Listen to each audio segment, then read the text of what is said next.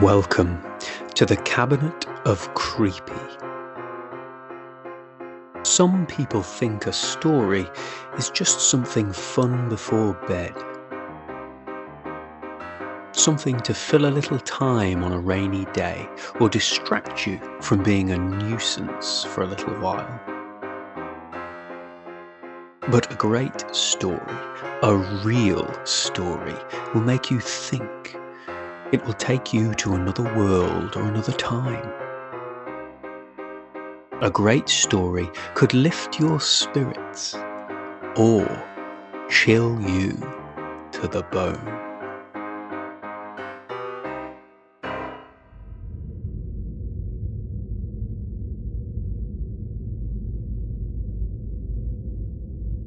Have you lost a tooth yet? Maybe you've lost a few. Do you leave yours under your pillow, or with a cuddly friend that you keep close? Perhaps you wrap your tooth in a little something to make sure that she can find it. Whatever you do with your baby teeth, it's exciting to think about that little gift that could be under your pillow in the morning, or just the fact that it has disappeared as if by magic. But have you ever stopped to think why? Why would she take your teeth? What could anyone possibly want with children's teeth? Perhaps it's time you learned the truth.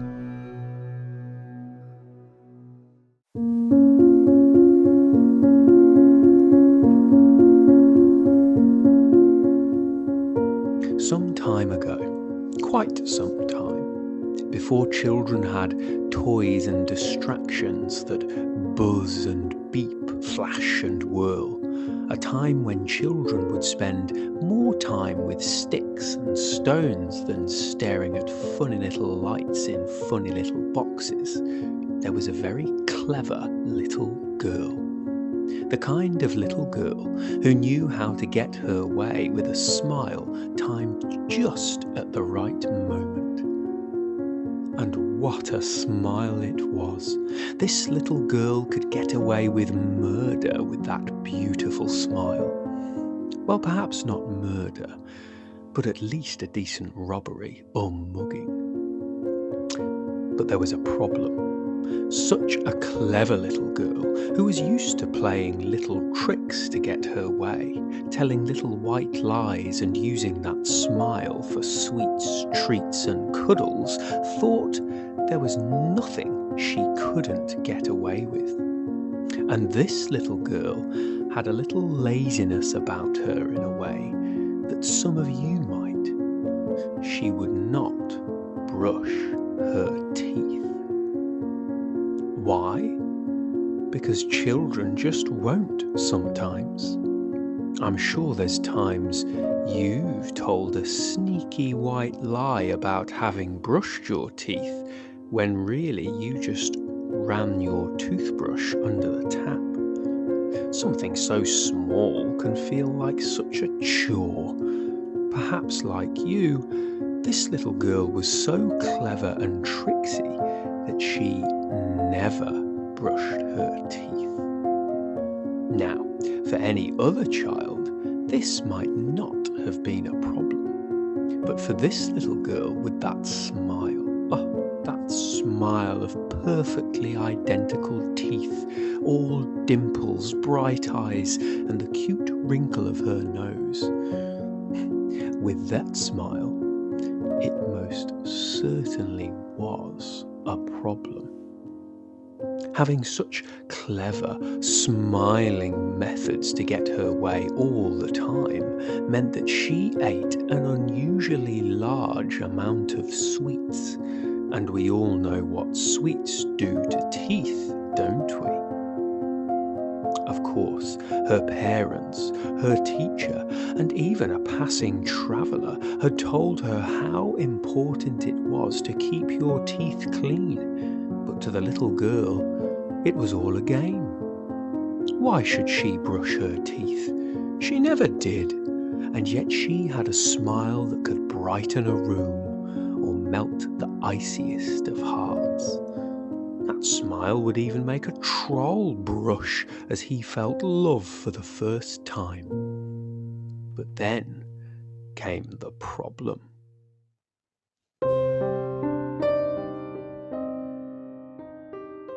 So many sweets, and not a single swill of her mouth, meant that she woke one morning with a tooth missing and disappeared, swallowed down as she slept, no doubt. But unlike you, if you have lost a tooth before, this tooth wasn't pushed out of the way by another arriving behind it, but rather it fell out of a mouth whose smile hid a smelly, dark, and shameful truth. Where the tooth had been was a black and oozing hole. No white crown of an adult tooth to follow, but instead proof that this clever little girl who thought she knew best had been wrong after all. The perfect smile, ruined, and doubtlessly more teeth to drop out at any moment.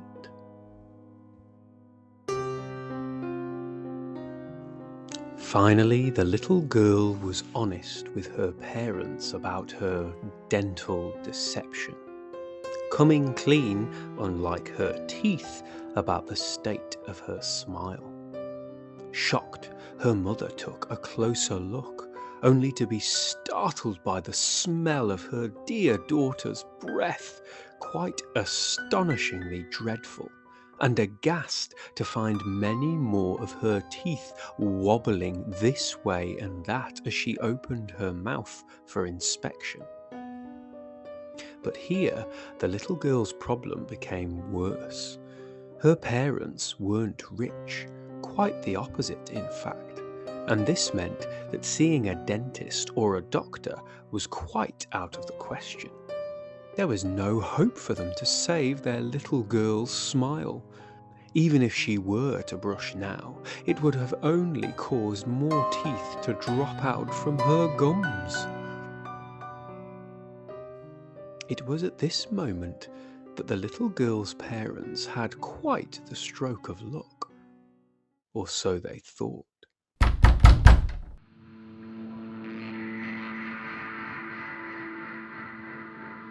Just at the right time, that knock on the door announced the arrival of an older, crooked-looking woman. She said she lived not too far off in the forest and was working her way to town, selling her herbs and powders, natural medicines made to cure all kinds of ailments, stiff backs, sore feet, why, even toothache or bad breath. The little girl's father pounced at the opportunity. Could she have anything that would help his daughter? And the frightful state of her teeth? Oh, to lose that smile, that wonderful smile, would be so awful for his dear daughter. It was at this moment that the little girl had the most curious feeling that the old woman from the forest seemed already to know about her problem. How lucky it was, the little girl thought, that she should arrive and knock on the door just when they needed help that they couldn't find anywhere else.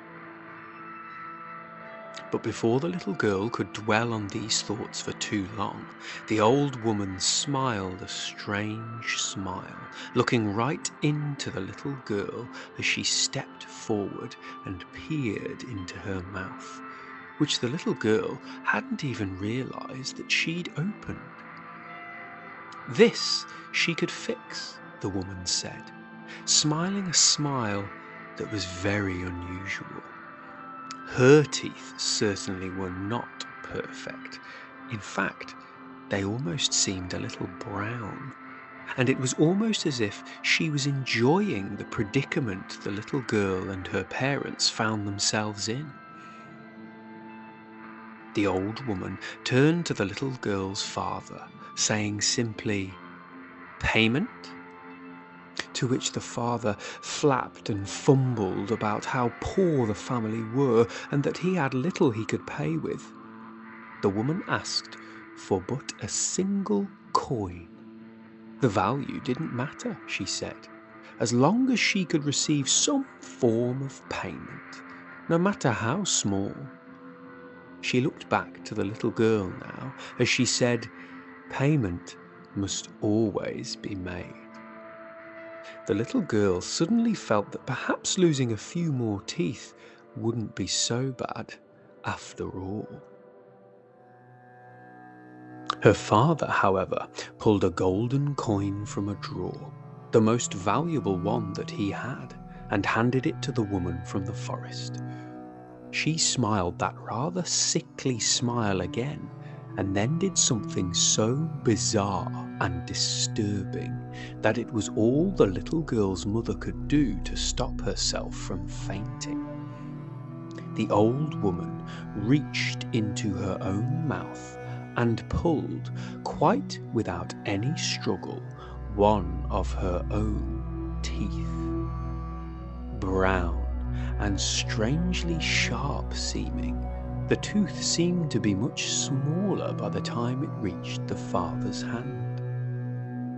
"The tooth must be placed into the gap in your daughter's gum," the woman said, "and left while she sleeps. If it stays in place for the whole of the night, then your daughter's teeth will grow strong and white again, her smile brighter than ever. And as you are but a poor family with little money, for each of her teeth that falls as she grows to be an adult, you shall receive a coin as you have paid me today." Though confused, and more than a little concerned, her parents, and even the little girl herself, found that they believed this woman and her quite disgusting suggestion. Somehow, they knew this could work, and the extra money that would arrive with the departure of each baby tooth would certainly be welcome. But before they could speak a single word, the old woman spoke again. "The tooth must stay in place. Should it not sit in her gum for the whole of her sleep, her teeth will not be restored, but they will worsen, her smile lost forever. The tooth I have given you is the perfect fit for you, little girl. Finding another one would be an almost impossible task. And you," the old woman leaned into the little girl now, and she felt a quiver in her teeth as this woman smiled that strange smile, now with a gap of her own. "Should the tooth not remain in place for your whole sleep, you will have your own price to pay to all the good children who do listen to their parents and do brush their teeth." The house felt dark. The woman's tooth felt cold in the father's hand, and the little girl felt the cold pain of toothache run through her mouth.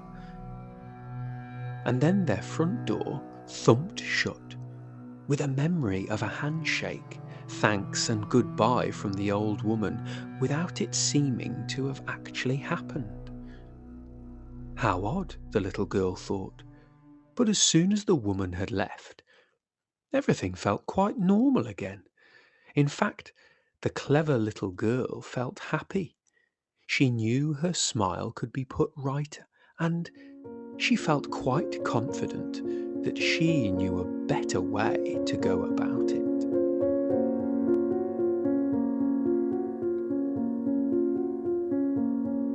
You see, This is the problem with little boys and girls who are too used to getting their own way. Sometimes they think they always know better. Even when they're told what will happen, children who think they can be cleverer than anyone else, who think that they don't need to stick to the rules that others do, can convince themselves that they really do know best. And that's where this little girl was wrong.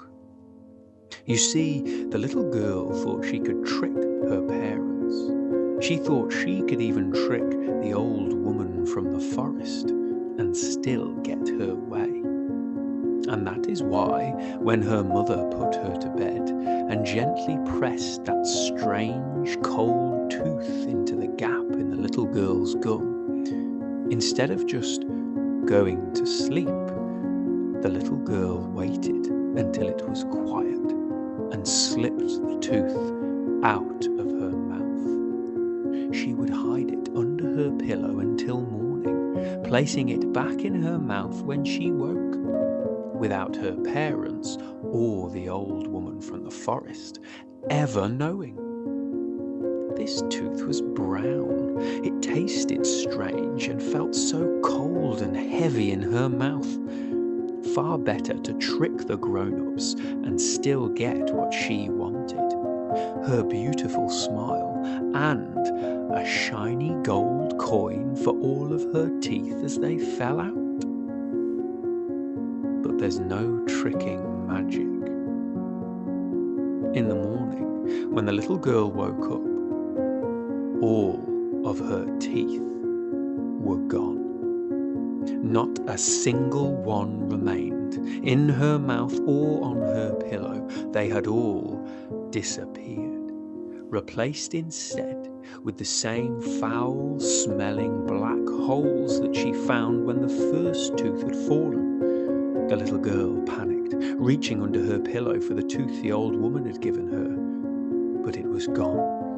Just like her smile, her beautiful smile, gone forever. The little girl's parents wept when they saw their daughter.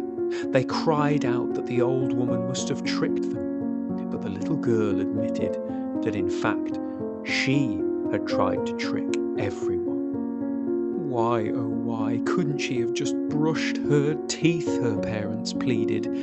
But the little girl had no more clever answers to give.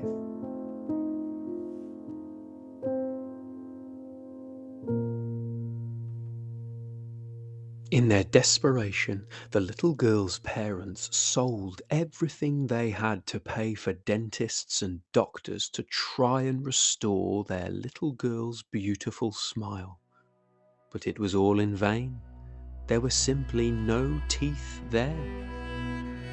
Time passed, and as it drew on, the little girl hid herself away. She stopped going to school for fear of being teased, and eventually her friends stopped calling round for her. Before very long at all, she didn't quite seem to be a little girl anymore. Even her parents, who'd lost everything, seemed to just fade away until they disappeared completely. And that clever little girl was all alone. Without her smile, people didn't seem to notice her wherever she went. The little girl was almost invisible to others, which, although it made her feel more lonely than you can imagine, she did find helped her to search for a tooth that would fit. The old woman had said it was an almost impossible task to find another tooth that would fit into her gum and return her smile. And the little girl hoped and prayed that finding the right tooth could perhaps return her smile and life to what it once was. Every night since then, that clever little girl has had to search under pillows and mattresses, behind cuddly toys, and even between fingers for that one tooth that could bring back her smile. So make sure you always leave your tooth for her to find, as the little girl who wouldn't brush her teeth must keep searching and paying each time for the pleasure. For there is always a price to pay.